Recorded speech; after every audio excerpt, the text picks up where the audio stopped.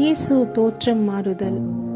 6 நாட்களுக்கு பின்பு இயேசு பேதுருவையும் யாக்கோபையும் அவர் சகோதரரான யோவானையும் ஒரு உயர்ந்த மலைக்கு தனிமையாக கூட்டிக் கொண்டு போனார்.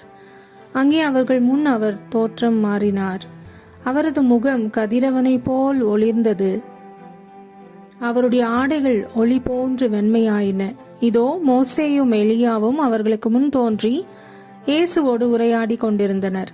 பேதுரு இயேசுவை பார்த்து, ஆண்டவரே, நாம் இங்கேயே இருப்பது நல்லது. உமக்கு ஒன்றும், மோசேக்கு ஒன்றும், எலியாவுக்கு ஒன்றுமாக 3 கூடாரங்களை அமைக்கட்டுமா?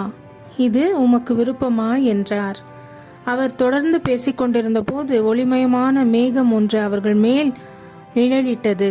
அந்த மேகத்தில் நின்று, என் அன்பார்ந்த மைந்தர் இவரே, இவர் பொருட்டு நான் பூரிப்படைகிறேன், இவருக்கு செவி சாயுங்கள் என்று ஒரு குரல் ஒலித்தது. அதை கேட்டதும் சீடர்கள் மிகவும் அஞ்சி முகம் குப்புற விழுந்தார்கள். இயேசு அவர்களிடம் வந்து அவர்களை தொட்டு, எழுந்திருங்கள், அஞ்சாதீர்கள் என்றார். அவர்கள் நிமிர்ந்து பார்த்தபோது இயேசு ஒருவரை தவிர வேறு எவரையும் காணவில்லை. அவர்கள் மலையிலிருந்து இறங்கி வந்தபோது இயேசு, மானிட மகன் இறந்து உயிருடன் எழுப்பப்படும் வரை இக்காட்சியை பற்றி எவருக்கும் சொல்லக்கூடாது என அவர்களுக்கு கட்டளையிட்டார்.